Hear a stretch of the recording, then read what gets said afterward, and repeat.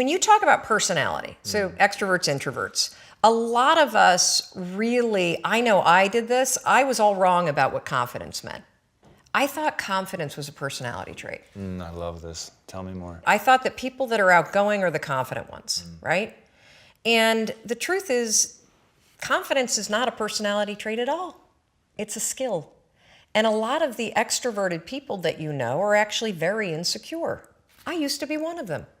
I used to be the kind of bossy, crass loudmouth that didn't believe in myself, that didn't believe in my ideas, that didn't have the confidence and the courage to really be the real me, who I am, who I'm not, flaws and all. There are a tremendous number of introverted people that feel uncomfortable putting the attention on themselves, but they're very, very confident in their ideas. They definitely believe in themselves. And so when you start to separate confidence not as a matter of personality, but as a skill that you can acquire, because confidence is the ability to move, in my opinion, from thought to action.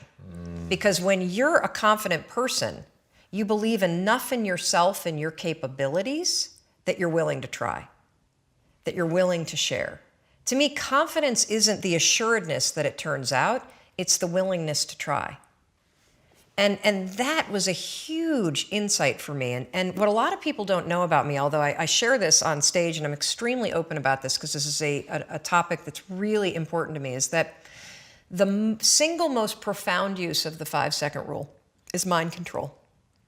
And I say that as a lawyer. I will tell you, you can use this stupid trick to cure yourself of anxiety. Yeah, I wanted to talk about that. So you struggled very profoundly with anxiety. So walk us through like some nuts and bolts of how you use the 5-second rule, because I think so my hypothesis and the reason we founded Impact Theory is that the world is living through two pandemics: the pandemic of the body, which everybody understands because it's so visual, being overweight, dying of diet-related diseases such as diabetes and things like that. But because the second pandemic, the pandemic of the mind, is invisible, people don't realize how pervasive a suicide is, and I think it's the leading cause of death among young men. I mean, it's crazy. And then that there are ways that they can go about attacking that and fixing the problem. So walk us through that. Sure, I would love to. So first of all, I literally have struggled with anxiety my entire life. And anxiety, for this conversation, the way I define it is the habit of worrying spiraled out of control. You know, you may say that you are a worrier. That's not true. You have a habit of worrying. A habit is a pattern of behavior or thinking that you repeat without realizing it. So anxiety happens when that pattern of worrying about things spirals out of control, and now it starts to marry and manifest itself with physical sensations too. That's all that it is. I know that I say that's all that it is. Me personally, I struggled with anxiety, I think my entire life. It became quite acute when I was in my late teens and early 20s. I became medicated in the middle of law school. I took Zoloft for 2 decades. When our first daughter was born, who is now 17, the postpartum depression and the cascading panic was so terrible that not only was I medicated and couldn't breastfeed, but I couldn't be left alone with her. Wow. So when I say you can cure yourself of anxiety, I don't say that lightly. 4 years ago, after I had been using the 5-second rule to change my behavior, how I spoke to my husband, how I negotiate in business meetings, how I conduct sales, the kind of parent that I am, my health habits, my eating habits, curbing the drinking, I thought, I wonder if I can use this 5, 4, 3, 2, 1 thing to get control of my thought patterns. Not my behavior patterns, my thought patterns. Yes, you can. So we're gonna build this conversation, because I want to start with something we can all relate to, and that is, how do you stop worrying and how do you stop listening to self-doubt? This is how you're going to do it. So all day long, you're going to have moments where your thoughts drift, and I use that word on purpose, because for me, there is a physical sensation when you start to use the 5-second rule and you start to wake up. Not only on time in the morning, but you wake up to your life and the opportunities in your life. your thoughts drift. Like you'll just be hanging out with your friends and then suddenly you're like, I'm not sure that person likes me anymore. I haven't heard from my kids lately. I wonder if they're dead or, as a check, like you just start worrying about stuff. Why? Because it's a habit. Because when you're not paying attention, your brain shifts from you being a decision maker and paying attention to you just kind of spinning things on autopilot. And one of your habits is worrying.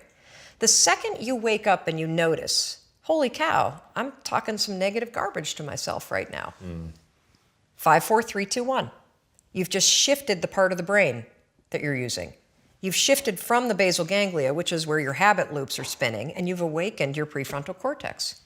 You've also interrupted that pattern. Now what you're going to do, because your mind is actually ready to receive a different thought because of the counting, now you can put in an anchor thought. Like if you have a mantra, if you've got a vision about the way that your business is going to turn out in 5 years, if you just have a thought that makes you really happy and proud, insert that. Now, why does this work? It works because of the counting. And I'm not kidding. We know, based on research, that positive thinking alone, not effective. In some instances, trying to force yourself to think positive can actually make the worries worse. Why? Well, the reason why is because it's really hard to just change the channel. What we have to do first is basically interrupt it and turn off the TV and then turn it back on with the prefrontal cortex awakened. So the counting is essential. And so you can start using this today. You catch yourself talking garbage to yourself, because we all know if I were to put a speaker on your head and broadcast, you would be sitting here in the audience, you'd be in an insane asylum, because the crap that you say to yourself is insane. And the problem is we listen to it. You'll be in a sales meeting and you'll be undermining yourself. They're not going to buy. Oh my gosh, I'm in trouble. You're not even present. 5, 4, 3, 2, 1. Switch it back. Get back to that vision that you have about toasting your success, or this customer being really happy, or you being proud of yourself. Whatever that vision may be, you can control your thoughts. And this is not just us talking about it. This is a tool that you can use. So let's take it a step further. So worrying, if you let it go unchecked, what will happen is you will get used to worrying. You will get used to living in a state where you're slightly agitated all the time. Let me talk a little bit about agitation. So what we know based on research is that physically, in your body, so physiologically, being excited is the exact same thing as being afraid. Let me say that again because it is so important. In your body, being excited is the exact same thing as being afraid. Your body doesn't know the damn difference. Your heart races, your armpits sweat, you're like, you may get tight in your throat. Your cheeks may get pink like mine do when I get excited. The only difference between excitement and fear is what your brain says. And the problem is, if you have a habit of worrying, guess what you're going to tell yourself is going on? That you're like freaking out. That you're not excited, that something must be wrong. Oh gosh, why would you say something's wrong? Because you got a habit of saying that all the time. Even as I became a speaker for a living, or I'd be on CNN, when I first started doing it, I would be freaking out backstage. But even though, just last week, standing backstage, about to go on, 8,000 people, heart races, armpit sweat, my hands get clammy. I'm not nervous though, not at all. I'm excited. And so I developed this technique, and research out of Harvard, not based on my technique, but something very similar, proves that if you basically, right before you're about to do something, take a test, run a race, public speaking, a business negotiation, ask somebody to marry you, whatever it may be that gets your heart racing, just do this. Go, I'm excited. I'm excited to give that speech. I'm excited to ask him or her. I'm excited to do this race. I'm excited. Because what happens is you give your brain context, so your brain doesn't escalate the stuff going on in your body. Your brain's not worried. Make sense? Yeah. So you can combine this with the 5-second rule.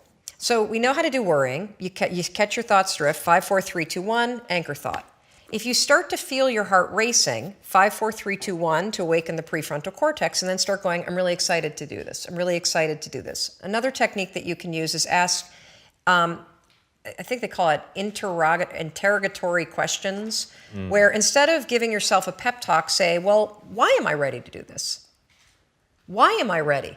Because that'll force you to answer the question, which then convinces you. So why am I ready to close this sale?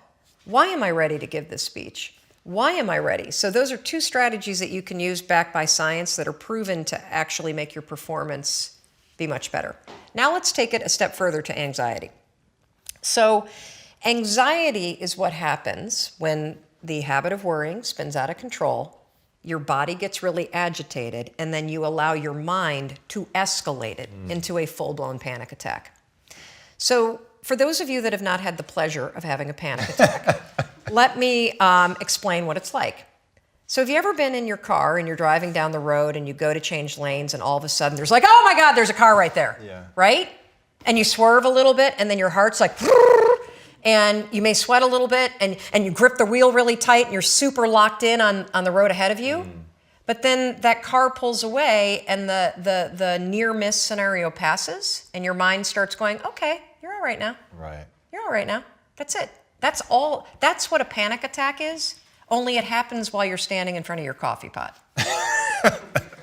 Seriously, you have that same, oh my God, what behind that? And your heart's racing, and the problem for your brain is that your brain can't look around and say, holy cow, we almost got hit by a car. Right. Your brain's saying, what the hell is wrong with her? She's making coffee and she's freaking out. And so now your brain has a problem, because what's your brain's job? It's designed to protect you.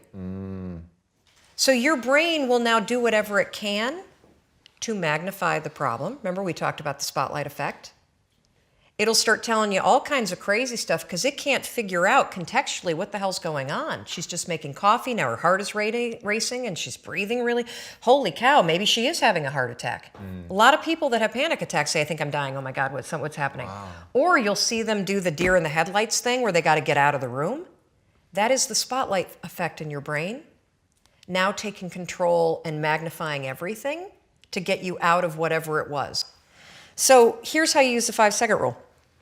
You use it to stabilize your thoughts before the panic escalates. And then what happens is it drifts into worry and then it disappears. Right. So the second you feel worry, you catch it, you train yourself to do that. If you start feeling yourself getting, your heart racing, you can 5, 4, 3, 2, 1 and use the I'm excited. If that doesn't work, literally 5, 4, 3, 2, 1, and just give yourself an anchor thought, literally, of you being okay. Confidence is a skill that you can build using simple, repetitive tasks and thinking tools. And you can start building it today.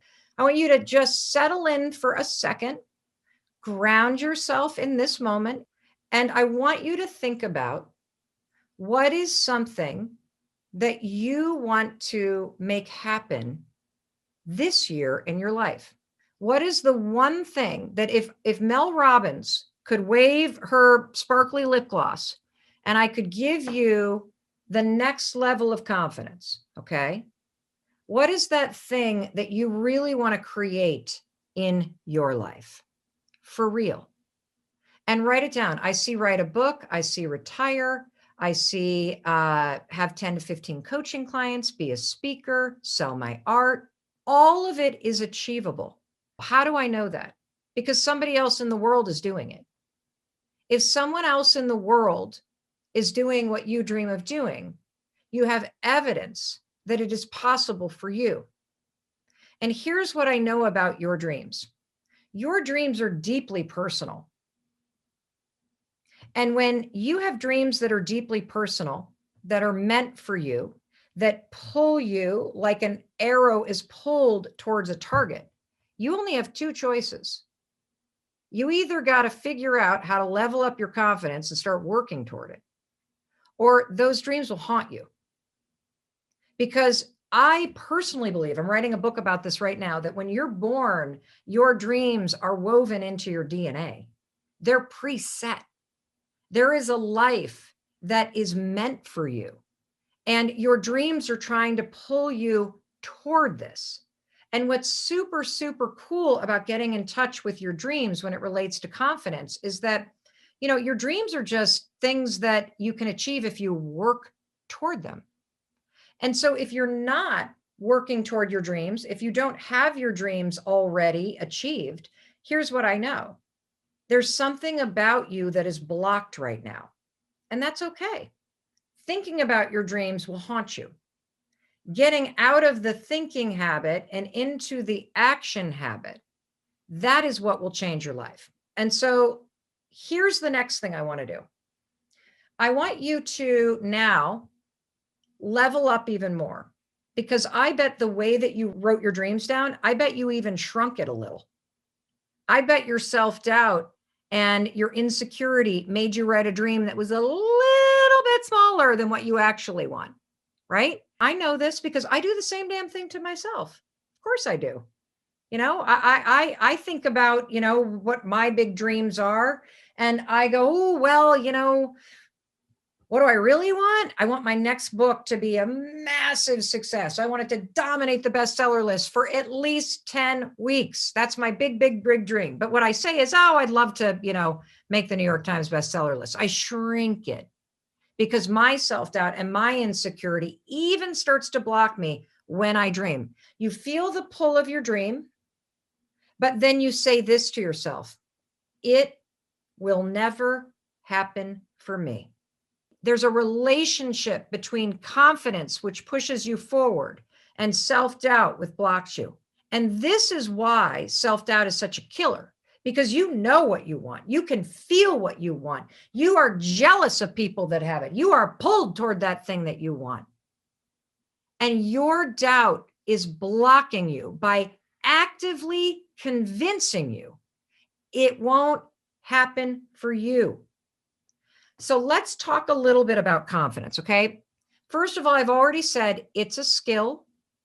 It doesn't matter if you were born the most insecure, thumb-sucking, abused, pathetic soul of a human being. You can build the skill of confidence. It doesn't matter if you came out of the womb super ego-driven and larger than life and confident and all that stuff. You still have a lot of work to do when it comes to confidence, authentic confidence. So let me talk to you about what is the skill of confidence. My definition of confidence is not belief in self. I love evidence-based advice because I'm kind of skeptical. I looked at the research on confidence, okay? And there's really good news here. The first thing you've already learned, it's a skill. The second thing that you are going to learn that's really good is it's very simple to build the skill of confidence. And you can do it through repetitive actions every day, very simple little things that will slowly build up the reservoir of confidence. And here's the definition I want to give you of confidence. Confidence is the willingness to try. That's it. And the reason why I like this definition is because this definition is based in the research around confidence. So if you want to learn more about this, Google confidence competency loop. This is my fancy little graphic, okay? This is what we call a confidence competency loop. I did not invent this.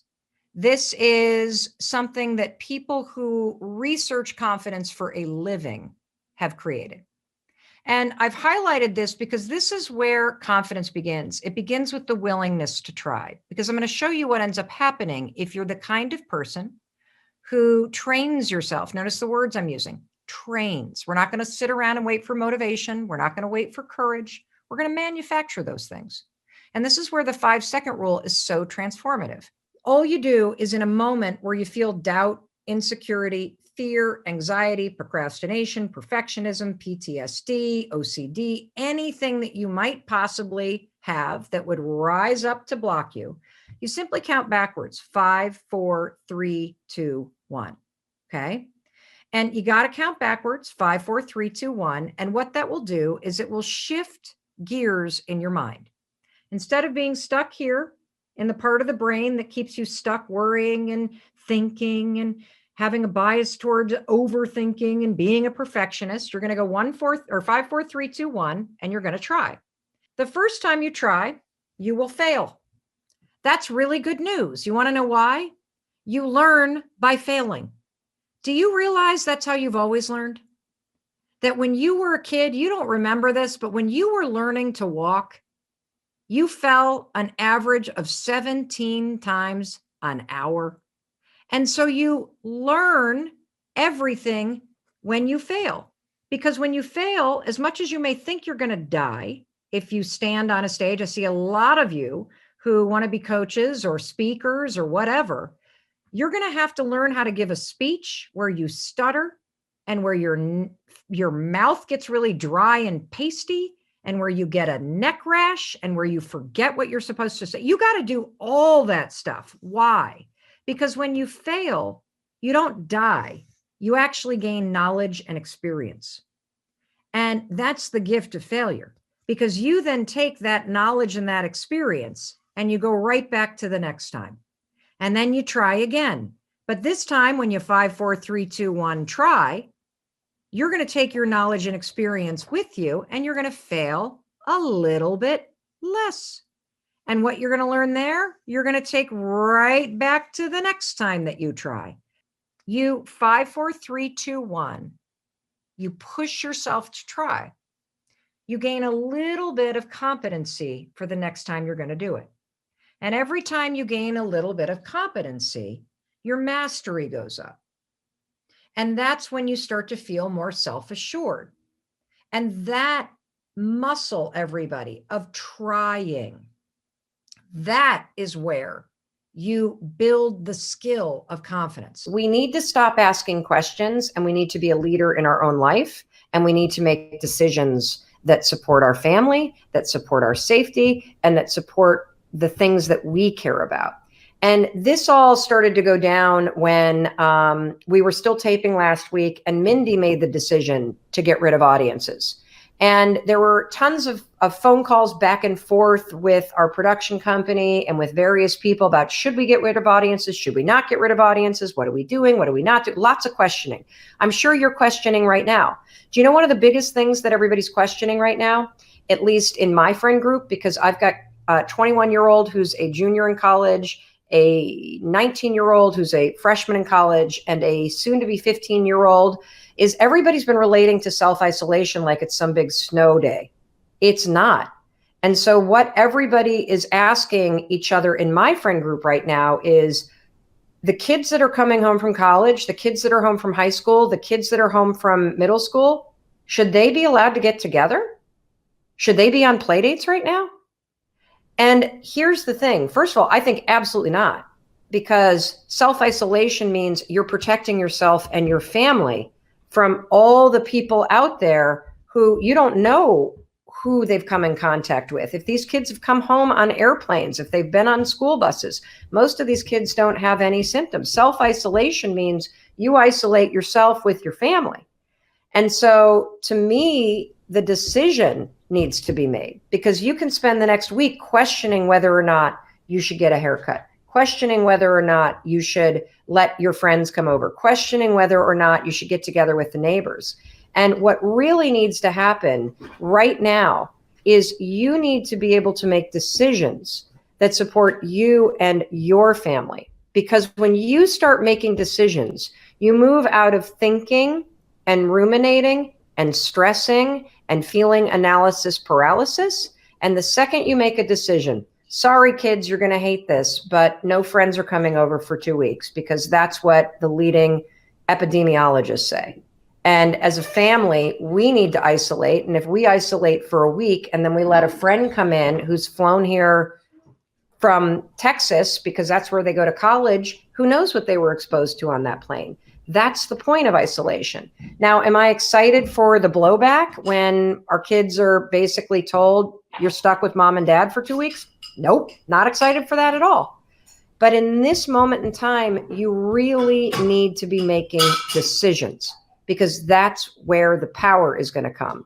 And the other thing is that your kids are going to be looking to you for certainty. And so here's the scope in which I am making decisions with my husband.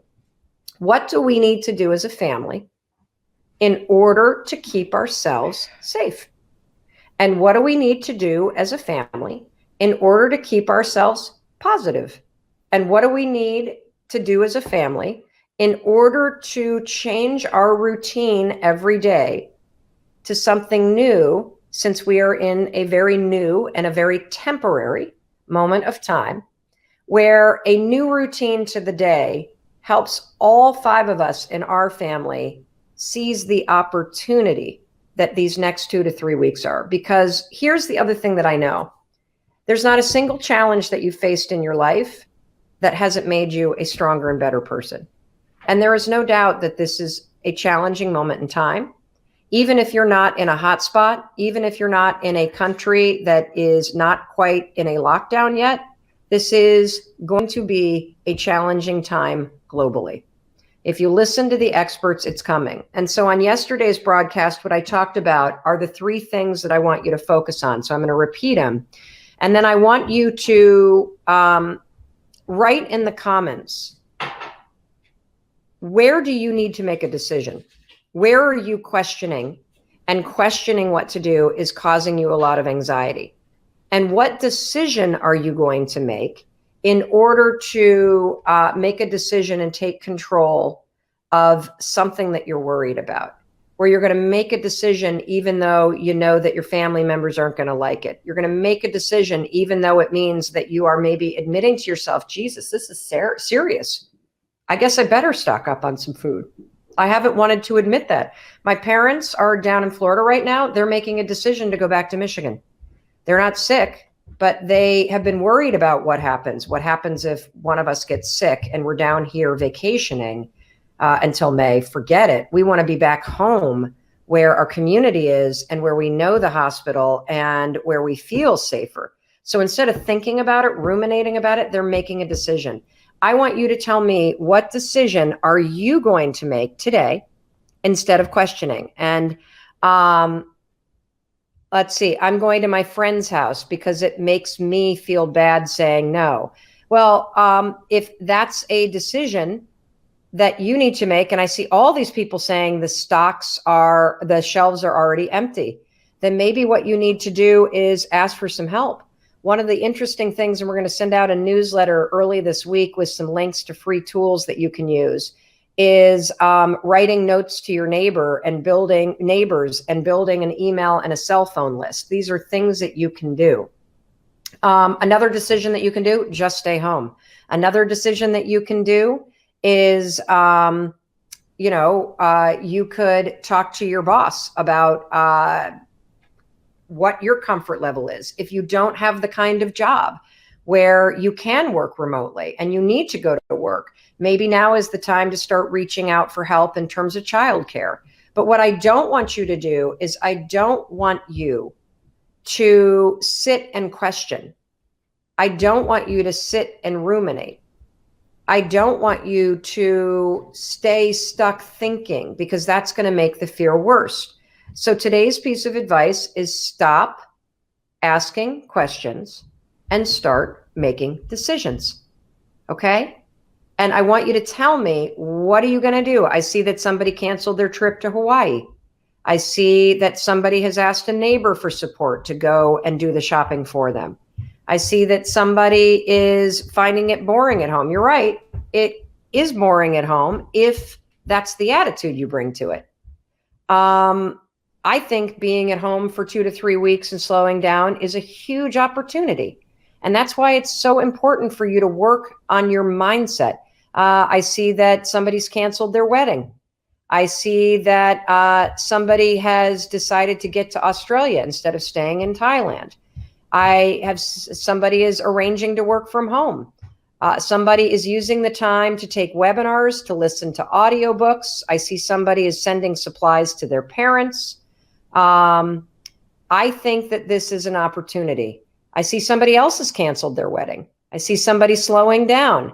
I see somebody that has decided to put things on pause and to start to work on projects around the house. Yes, you can get through this.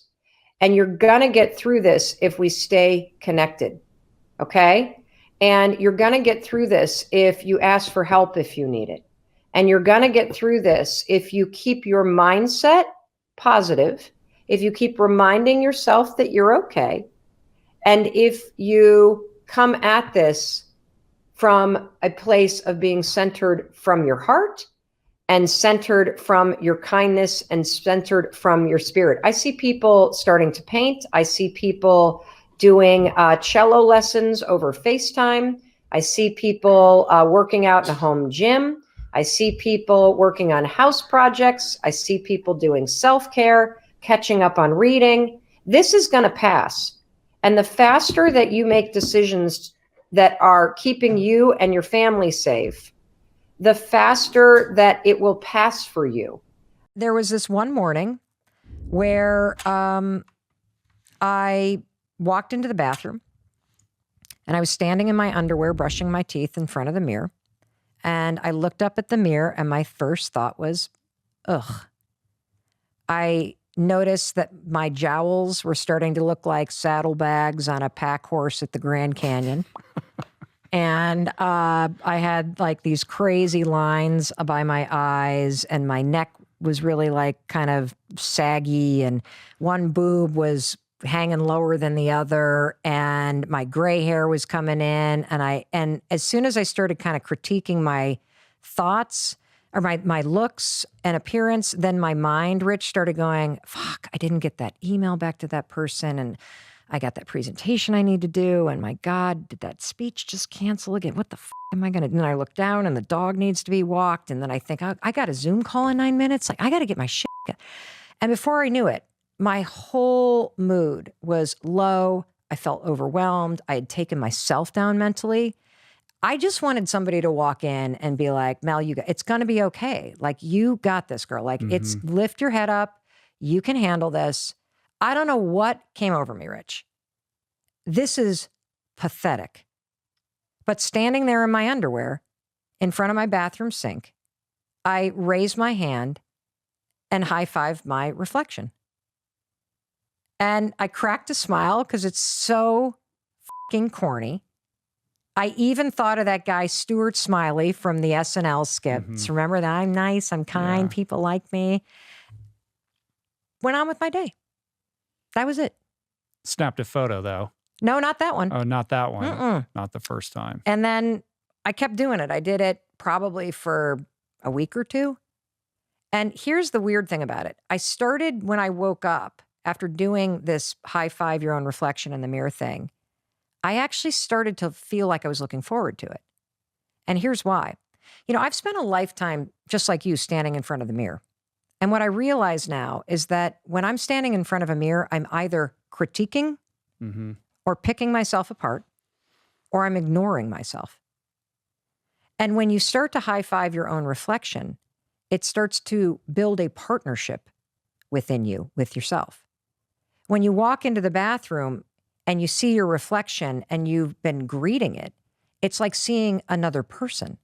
It's the strangest thing. You start to realize how often you fucking ignore or destroy yourself when you see yourself or beat yourself up.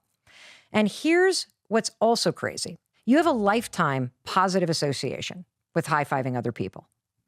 Sure. As a runner, as a racer, you have gotten so many high fives, Rich. What does a high five say to you when somebody gives you one? You feel seen, you feel appreciated, you feel energized by it, and it's an exchange of energy. It's not the same, and you talk about this in the book, it's not the same as like self-talk because there's a participation involved in it. There's like a communion aspect to it. Yeah. And, you know, if you think about it, you're so good at celebrating, seeing, and cheering for other people in your life. You plan birthday parties, you reach out to people when you're worried about them, you help out colleagues, you cheer for your favorite sports teams, you high-five people like Rich as they're running races past you, you buy people's merchandise, you do all kinds of stuff for other people, but nobody's taught you how to do it for yourself. In fact, the reason why it feels fucking weird to high-five your own reflection is because you've been taught to do the opposite. Why is the default to just beat ourselves down like that? I mean, it is crazy. we would never treat anyone else in our lives, especially the people we care about, the way that we treat ourselves in terms of the self-talk or the narrative or the critique or the, the kind of harshness with which we, judge our appearances, our behavior, the way we, think back on things that we said the other day and just are horrified by our own selves. And I don't know if it's everybody, but Everybody. it's most people. Except for Buddhists. I mean, I think Yeah. that they're like if you're a big practicing Buddhist, that's a monk. Right. That's like just Why kind can't of, the default be the good things though?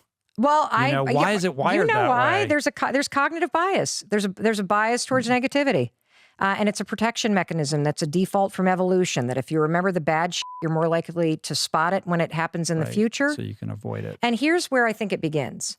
I believe my theory is that it begins two places. Either you, or that could be both actually, you either learned the pattern of beating yourself up because you had parents or caregivers that were hard on themselves or hard on you. And so as a child, you absorbed that pattern and you now repeat it and you don't even realize it. So those moments you're like, oh my God, I sound just like my dad or my mom. That is an example of a pattern that you've absorbed. Mhm. So particularly for women, we've watched our mothers be critical about their appearance. We've watched our mothers ignore and criticize themselves in the mirror. And so we learn that from our caregivers. So that's one place. The second place that we learn it is when the drive in your life becomes fitting in. Fitting into groups in elementary, middle, high school, college, your neighborhood. That feels safe when you fit in. When you feel like you don't belong, you immediately go into a protection mechanism. And I believe a lot of the negative self-talk is a sorting hat type of mentality that we do to ourselves going, I can't be with those people. I can't be with those people. It's safe to be with those people. And you start to see yourself and the world around you as places where you belong and places where you don't. And part of the criticism, as fucked up as it sounds, that we engage in all the time is don't be too big, don't be too loud, don't show yourself too much, don't have blue hair, don't do this, other people won't like you. It starts as a way to protect yourself from being rejected, but the truth is you develop a habit of rejecting yourself. Right. Meanwhile, you're further divorcing yourself from who you truly are because you're not Correct. giving yourself permission to be yourself. That gets sublimated in favor of fitting in and, accommodating other people and acclimating your behavior around what will be approved of. Yes. So for me, I have clearly a lifetime of beating myself up and tearing myself down and regretting decisions that I made. And in the middle of stumbling through life, instead of being like, it's going to be okay, it's going to be okay, being like, you're really fucked up now, Mel. How does that help? Right. How does criticizing and being hard on yourself help? What we're talking about is whether or not you're hiding in plain sight. Now, the reason why I want to talk to you about whether or not you're hiding in plain sight is because if you're not the real you, the people who are looking for you can't find you. I'm going to say that again. If you're not living your life, if you're not showing up at work, if you're not going through the process of dating and being the real you, the people who are looking for you can't find you. And the secret to life, and this is so hard to grasp, is to just be yourself. That's the secret. There's only one you. There's only ever going to be one you. There's never going to be another you. And the way you make your mark in this world, the way that you learn how to believe in yourself, the way that you discover the people that you're supposed to surround yourself with, the job that you or career path that you're supposed to have, is by being the real you. And it's terrifying. I get it. I was a chameleon for a very long time. And when I say long time, I mean like the first 40 some years of my life. And what does it mean to be a chameleon? Being a chameleon means that you adapt to your surroundings and you blend in. That you're scared to let the real you be seen. I mean, think about a chameleon. They hide in plain sight. And so if you are in a relationship like I used to be. I used to be in relationships and I wasn't even present. I was hiding in plain sight. I was a chameleon. If you were somebody that I was dating and you liked the Grateful Dead, guess what I liked? I liked the Grateful Dead. If you like to eat pizza, guess what I liked? I like to eat pizza. If you like to sit around and watch baseball for 3.5 hours, guess what I like to do? Not really, but guess what I would do and pretend that I would like to you, because I was so convinced that I was not a good person, that I was not likable. I was terrified of disappointing anybody. And it may be hard to believe that because you see me now, but this is how I live my life. And the problem with being a chameleon, and give me a thumbs up if you can relate to this. And here's another challenge I have for you. Let's come out of hiding right now. Tell me, confess to yourself, where is it in your life that you're hiding in plain sight right now? That the real you isn't present? Is it at work? Do you have ideas at work and you just show up and go through the motions and you don't put yourself or your best work out there? Are you hiding in plain sight because you're at a job that you can't stand? Are you hiding in plain sight because you're in a relationship and you know that the person that you're with has all of the power in the relationship? You're scared of upsetting him or her, and so you stay quiet or you don't make the requests that you need to make. Are you hiding inside a body that's not truly who you are? That you're hiding in plain sight and underneath the body that you're in, whether you're way unhealthy, too skinny, or you're overweight and you know that that's not the real you, but you're hiding in plain sight because you're scared to be seen. This is a major issue for a lot of us. And when you think about the areas in your life where you are hiding in plain sight, and please, Tracy, if you see where people are giving me examples, or Audrey, let me hear some examples. Relationships. And school a lot. School a lot. I bet in school you maybe aren't taking classes or majoring in what you really care about. Maybe you're not asking questions because you're afraid to look stupid. Relationships, this is huge. And the reason why it's huge in relationships and where so many of you are hiding in plain sight is that you're afraid of getting rejected. You're afraid of disappointing somebody. You're afraid of rocking the boat. And so you don't. You just blend in like a chameleon does. Now, one of the reasons why I wanted to talk about this is because, as many of you know, in addition to being a motivational speaker, and that's exactly why we're here in San Diego, in literally 20 minutes, I'm going to go downstairs at the hotel that we're in, and I'm going to be giving a keynote address, talking about the 5-second rule and the power of 5-second decisions. In addition to being a motivational speaker, I am also an international best-selling author. I wrote the 5-second rule, which is the #1 selling self-published audiobook in the history of audiobooks. Very, very proud of that. The 5-second rule has been translated into 36 languages, and this is just in 2 years, you guys. And more importantly, we have gone on to partner with Audible, and we put out what are called Audible Originals, which are audiobooks that you can listen to only on Audible, and they're all coaching programs. And so we launched one 3 weeks ago about. It'll be 3 weeks ago, I guess on Thursday maybe, called Take Control of Your Life. It's so cool. It's 10 hours long. It's 6 coaching sessions. And in addition to listening to the coaching sessions where people talk about their greatest fear, and do you want to know what the greatest fear is for most of us? Being seen. We're so afraid to just be ourselves. And I think that the reason why is there is a hardwired need based on survival to be part of a pack. That there is safety in a pack, that when you were little, you couldn't survive without your parents taking care of you when you were little. So it's part of our DNA to want to be accepted and to want to be connected. And when you were little, you start to realize when your parents are angry or when they're upset with you or when your mom's having a bad day or when your dad's in a bad mood, and you start to maneuver those emotional landmines that were happening in your house. And most of us maneuver them by either staying quiet or getting out of the way or being so afraid that we're going to disappoint somebody or set them off that we become very small and silent. And the problem is that when you start doing that when you're little, you carry that into your adult life. And so if you're stuck in a pattern where you're constantly in relationships where you're picking the wrong person, or you're in relationships where you don't have the courage to be yourself. You don't have the courage to say to your boyfriend or girlfriend, When I'm out with my friends, don't Snapchat me 35 times, okay? It's controlling and manipulative and it's making me angry. When you text me and I don't text right back, stop giving me shade, okay?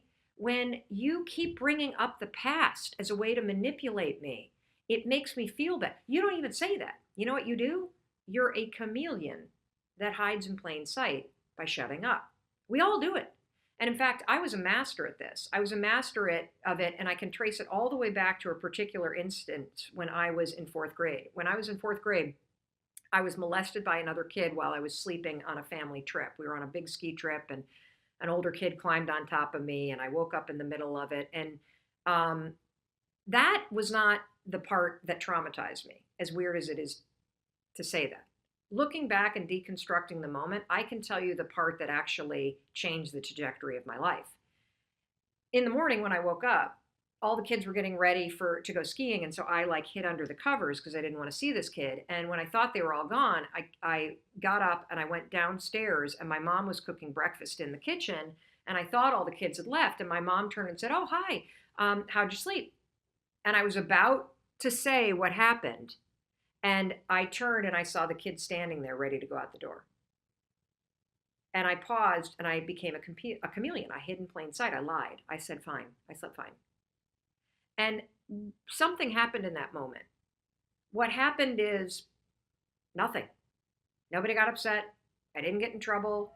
I didn't disrupt anything. I didn't create any waves. And in that moment, I learned that being a chameleon is how you deal with situations that scare you.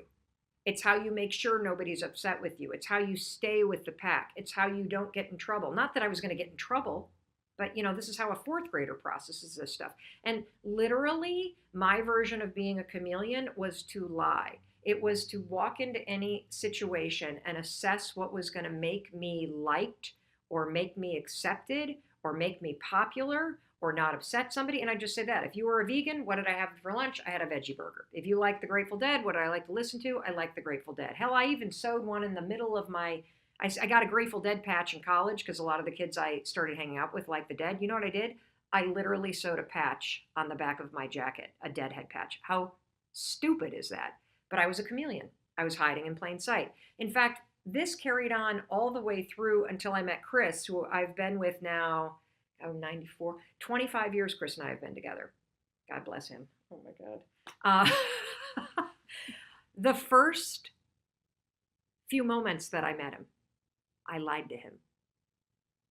I'm not proud of that, but I was such a chameleon that the behavior, the pattern, it was so hardwired in my mind that I was trapped in it. I didn't even see it. So Chris is a huge outdoorsman. He started talking about skiing and about hiking and about his experience with NOLS, which is the National Outdoor Leadership School. And I was immediately smitten. So what did I tell him? That I grew up fishing. That's true.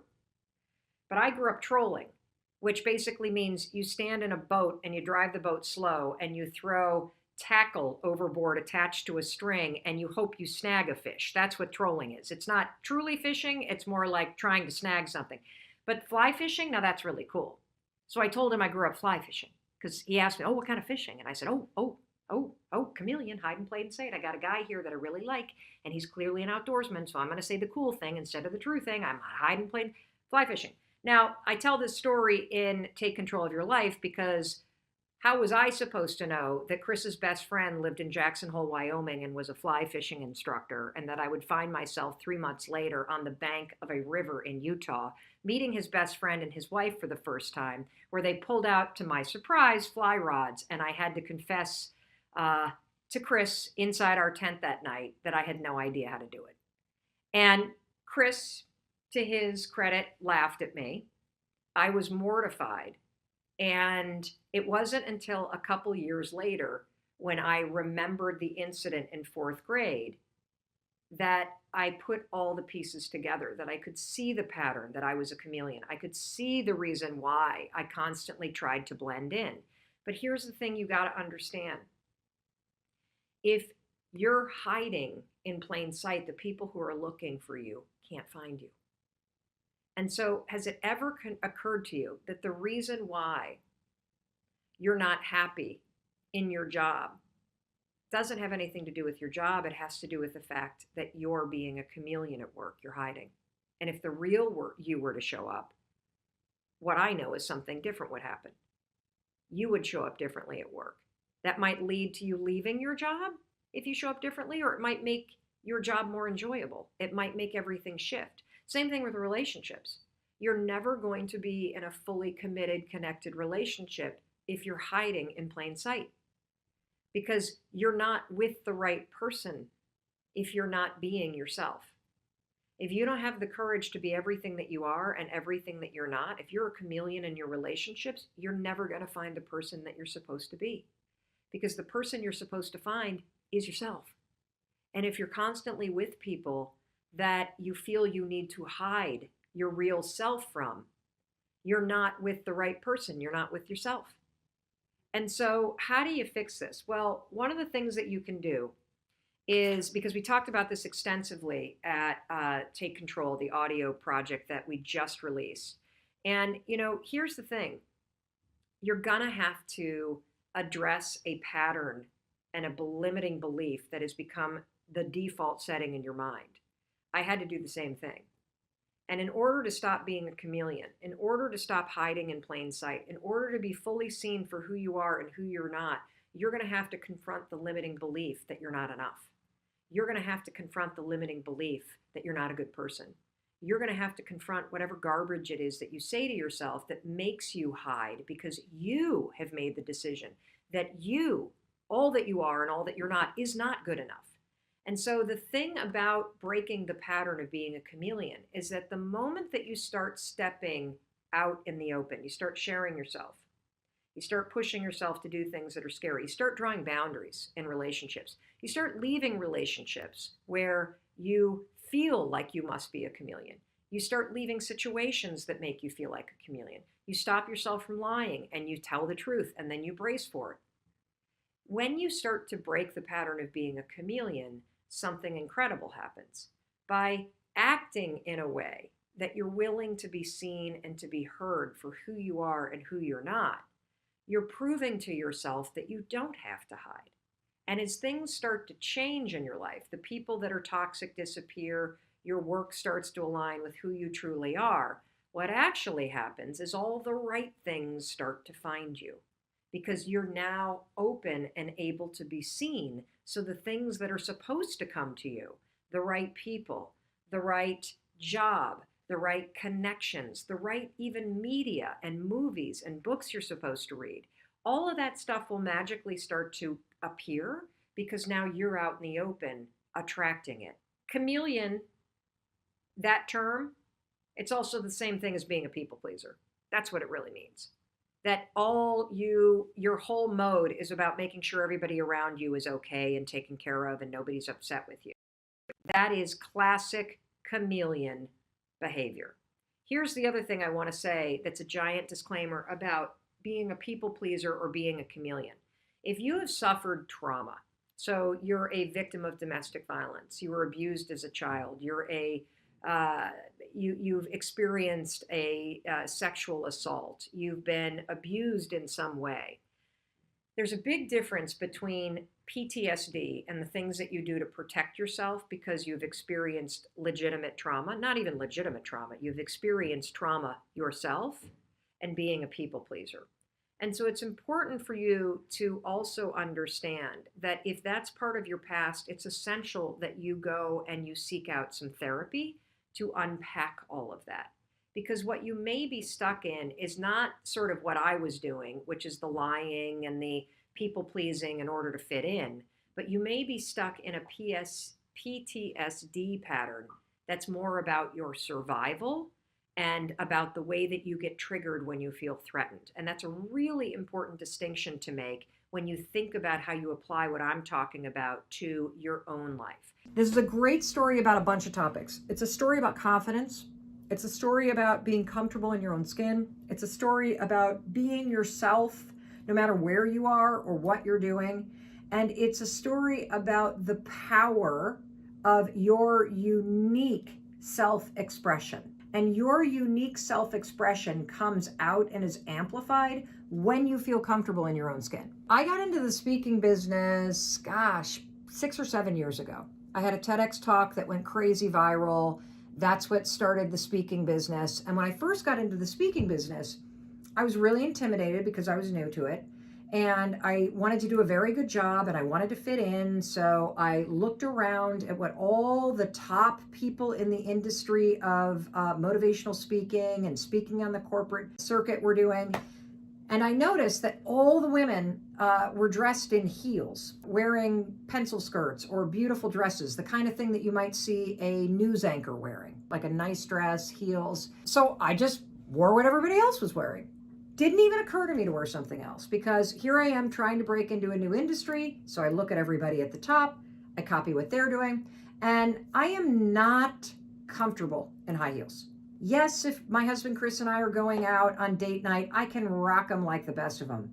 But walking through a convention center in them, standing on a stage for an hour in a pair of heels while you're trying to hold in your stomach because you're being broadcast on a big screen and you're wearing a dress, like it was the least comfortable outfit I could possibly wear, very self-conscious in it.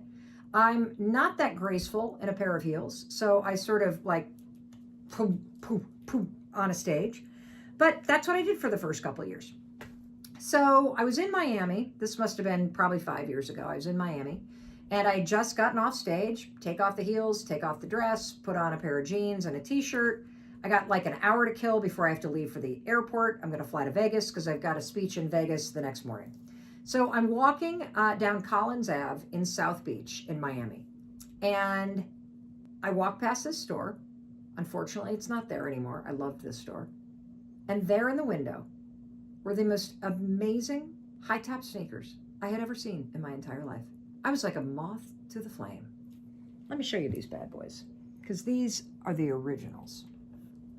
This right here, notice the gold shimmery sparkle and the confident blaze orange. I didn't own anything like this. I'd never seen anything like this. I immediately thought, whoa, this I bet is what like a Justin Bieber kind of wears. I mean, these are insanely cool. I went inside and they were pretty expensive. I'd never spent that kind of money. I wasn't a sneakerhead yet. But I thought, hey, I spend that kind of money on a pair of nice heels, so why not treat myself to a pair of sneakers, okay?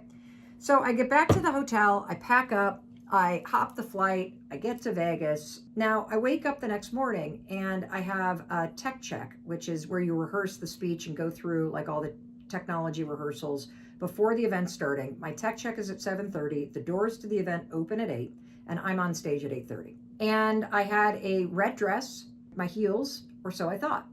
So I crack open, that's what I was planning on wearing. I crack open the suitcase, there are no heels. I have left the heels in the hotel room back in Miami.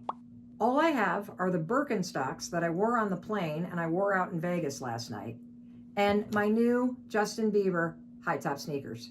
And I have exactly 15 minutes to get to the tech rehearsal and nothing else is open. So Birkenstocks, Justin Bieber, I think we'll go with the Justin Bieber sparkly high tops. I slapped those puppies on. I walked from my hotel room all the way through the casino floor, past all the restaurants and the shops to the convention center, which you know is like a 2-mile walk. I was so happy to be not only in my red dress, but more importantly, in my Justin Bieber sneakers because it was super comfortable to walk there that way. I get to the backstage area and for the first time in 2 years, something happened. And let me tell you what happened. One of the guys that was on the production crew turned and goes, cool sneakers. That was like the first time somebody in production had really acknowledged me for something other than the job in 2 years. So I was like, And as I started walking toward the backstage area, everybody I passed, cool kicks. Oh, those are cool. Oh, those are cool. And I'm like, this is wild. Nobody's ever complimented on this is like, people are. And so I did the tech rehearsal, and then this was the moment of truth. When I walked out onto that stage, it was at the MGM Arena, and there were like 5,000 real estate agents in the audience. I was there to deliver a speech for RE/MAX. It was the first time I'd ever walked on a stage where I actually felt like myself. it was also the first time that I felt the audience kind of lean forward and go, oh, she seems kind of cool. But when you walk onto a stage in heels and a dress, you're like the authority. And you're on a stage and you're talking at people.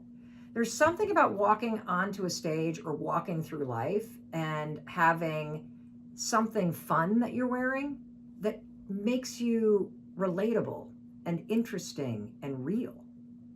And from that moment forward, I have never not worn sparkly sneakers for work. I wore them every day on my daytime talk show.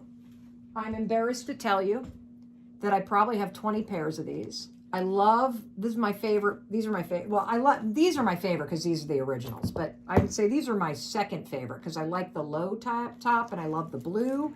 I love these, which have a big silver kind of thing. These are super comfortable. And I've got a bunch of these, and these did not even come with sparkles. So I literally bought Swarovski crystals or whatever the hell they're called and got a glue gun out and put them on myself. If you're looking for sparkly sneakers, there's all kinds of them out there these days. It's the coolest thing in the world. Bedazzled sneakers are a thing. Whether you go to DSW or Nordstrom's or Zappos or anywhere, you can find them. And so the moral of the story, the secret to confidence is being comfortable in your own skin. And the secret to being relatable and likable is being yourself and being comfortable in your own skin. And so whatever it is that gives you a little flair, whether it's a little pin on your jacket or a little flower in your pocket or sparkles on your sneakers or cool specs, you gotta find the confidence to bring that to the way that you go through life, because there's something unique about you. And when you settle into what is really an expression for you, you feel comfortable in your own skin. And that's the greatest feeling in the world. I believe with all of my heart and being that every man, woman, child, person, grandparent, everybody should infuse their days with habits of celebration and self-confidence. And the fastest and easiest and most science-backed way to quickly start to change how you see yourself is by adopting a simple habit of high-fiving your reflection in the mirror every single morning. Now, I know exactly what you're thinking. Are you serious, Mel Robbins? That is the stupidest thing I've ever heard in my entire life. I know it sounds dumb. But the reason why your first instinct when you think about waking up, whether you're in your robe or your underwear, or your PJs or your birthday suit, and walking into that bathroom and having a moment with yourself and raising your hand and high-fiving yourself is because your self-confidence is in the gutter. You believe some garbage about yourself. You think you're a bad person, or you're unworthy, or you're ugly, or nobody likes you. Or how about this one? This was the story of my life. I have f***ed up my life so badly, I might as well just flush it down the toilet. You have some narrative in your mind that is so negative that when you look in the mirror, you see somebody worth trashing. You see what's wrong. You pick apart your appearance. And I want to reverse that, because here's the deal about self-confidence. Self-confidence begins with you. You realize the word self is in there, right? I can't give you confidence. I can give you a little boost. I can give you tools. I can encourage you. But confidence is forged in fire. It's something that's within you. And here's the thing I want you to realize about confidence. You are a confident person. That's why you miss feeling that way. You can only miss what you know. You've just been blocked from the feeling of it. And wherever you are right now in your life, I'm telling you, confidence is in there. You just got to figure out how to tap into it. And you've been building confidence all along, by the way. Every time that you have fallen on your face, or you've tried something and failed, or you've gone out and thought you found the love of your life, and then your heart's broken, and then you pick yourself up again, and then you dust yourself. You're building confidence the entire time, because confidence is not built on the high days. Confidence is built on the low ones. Confidence is built when you are struggling. Because when you see yourself go for something and fall, when you see yourself try and get knocked down, when you see yourself stand back up after getting abused or traumatized or discriminated against and moving ahead, you are building this reserve within yourself where you know you can rely on yourself. You know you can face hard things and you can keep moving forward. You know you have your own back. So it's in there. Your life has been helping you build it. Now you got to just dig in and tap into it and use it to shut that critic up in your head. So the way you're going to do that is every morning, I'm not kidding, you're going to raise your hand in the mirror and high five yourself. Look at how many people are doing this. You're not the only one. For 5 mornings in a row, I want you to high five yourself. And when you do this, I want you to use the hashtag high five challenge.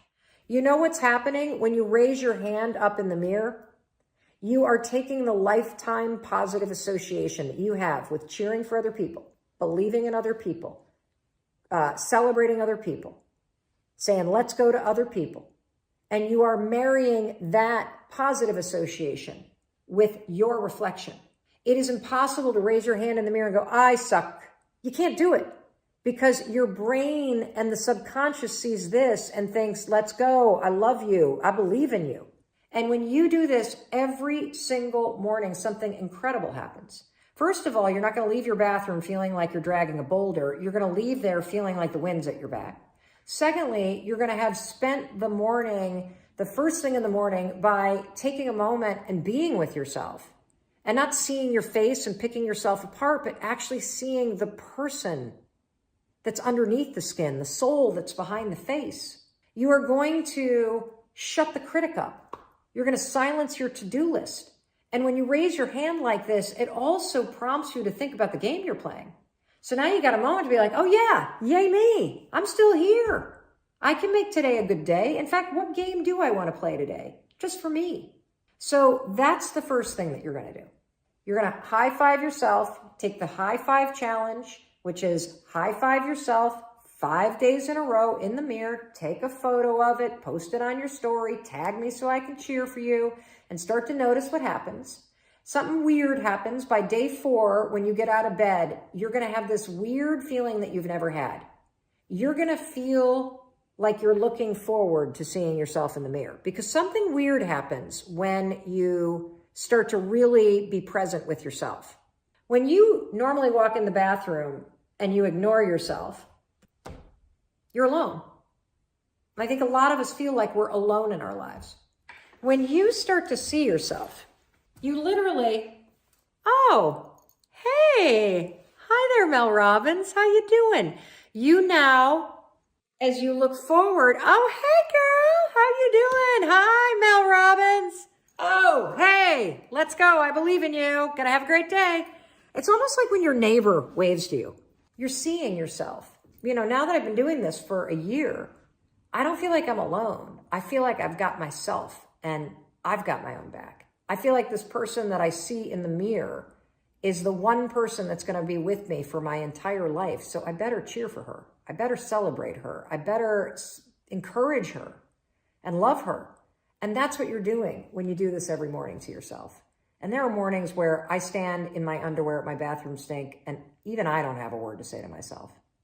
But I can always do this. And it always lifts my mood. And it is creating that deep connection within me to myself. And that's what builds your confidence. Confidence is being comfortable in your own skin. Confidence is knowing that you have your own back. Confidence is knowing that you can face something. Confidence is believing in your ability to face or survive or try something and be better. And confidence is being willing to try. And all of those things happen when you raise your hand every single morning. The second thing that you should do is you got to be honest with yourself. If there are things about your appearance that are within your control, whether it is the shape that you're in, whether it's the health choices that you're making, whether it's how you take care of yourself in terms of self-love, and you're not taking action in those areas, the lack of action says to your brain, you don't care about yourself. And so what I want you to do is pick one thing, one behavior that you could do every day. The high five's one of them. Pick another one. And I want you to practice doing it. And it's a behavior. If you think about the person that you want to become, what's that person do every day that you don't do right now? And when you start to do the thing that the person you want to become is doing, you leverage something called behavioral activation therapy. And that is a whole body of research that says when you act like the person you want to become, it's the most powerful way to change a habit. It's even better therapy than talk therapy, because the action proves to your brain that you're becoming that person. You're seeing the change through the action. And so then the brain catches up and starts to relate to you like a person that's confident, or a person who adores their appearance, or a person that celebrates themselves exactly as they are. So try those two things. Make sure you tag me online when you do the high five challenge. And I know it's going to work. When life suddenly changes and you feel like you have lost control and you start to feel stuck and powerless, how do you take control when you don't know where your life or the world or this moment is going? And here's the number one thing I want you to know. You don't need to know where this moment or where the world is going. You just need to know where you are going next. And one of the things that has happened, certainly in the pandemic, but it always happens when there's any kind of reckoning in your life, is that when you have something suddenly happen and your life is fundamentally changed, whether it's a death, or somebody says, I don't love you anymore, or you're fired, or you find yourself with a scary health diagnosis, there is a line in the sand. There is a life before that happened, and then a life after that moment happened. And that line in the sand, that reckoning that happens, and it happens for all of us, whether it's happening for you right now, or it has happened in the past, I'm telling you, there is a gift inside of this, even the darkest moments, because every single sudden change in your life that makes you feel like you've lost control and you no longer know where you're going, it's like hitting the giant pause button. And if you lean into the moment, there is a chance for tremendous wisdom and growth. There are things that you can do right now in order to take control of where you're going, of what you're thinking about. And you can start to take this moment of change and you can use it to be able to take and make an intentional pivot in the direction that is meant for you next. And one of the things I want to say about this moment is, look, if you're losing loved ones, you are terrified, this has made you lose your job, you feel like you're in that moment where everything, you're falling off a cliff, you're trying to pack a parachute, you're grieving. And so you got to give yourself space to grieve the losses that you're feeling. And when you get a little bit of distance from the grieving and the waves of grief and fear that you're feeling start to space out, they don't ever leave you, but over time, those waves of, holy cow, and I don't want this, and I can't handle this, and why is this happening to me? Time will start to lessen those waves. You will gather your feet underneath you again, and you will absolutely be stronger and be a better version of yourself based on this incredible challenge that you're facing. And I can say that even though you may be facing a tough time, because if you think about your life, you've faced extraordinary challenges, and there hasn't been a single one that hasn't made you a better and stronger version of yourself. And this moment will be no different. So I want you to understand that when you get out of the cycle of grief, this is an enormous reckoning, an enormous opportunity for you to hit the pause button and for you to start to ask yourself the question, what do I want my life to look like? Because I think too many of us are sitting here going, I can't wait for my life to get back to normal. I can't wait for this to end. I can't wait to things to go back to normal. And in any moment of reckoning, what happens is there's actually parts of your old life that you don't want to go back to. And there is a tremendous amount that you're learning in this moment that you need to pause and take in and say, okay, based on what I've just learned, based on my old life, when I look ahead to my new life, what is it that I want my new life to look like? This next chapter, I can turn to a blank page, I can take all this wisdom, all this resilience, all this strength, and I can write something new. That's what I want you to know. You don't need to know where the world or where everything is headed. You just need to know where you're going to head next. Hey, it's Mel. Thank you so much for checking this video out. And if you like this one, I have a feeling you're going to like this one too. I'll see you there.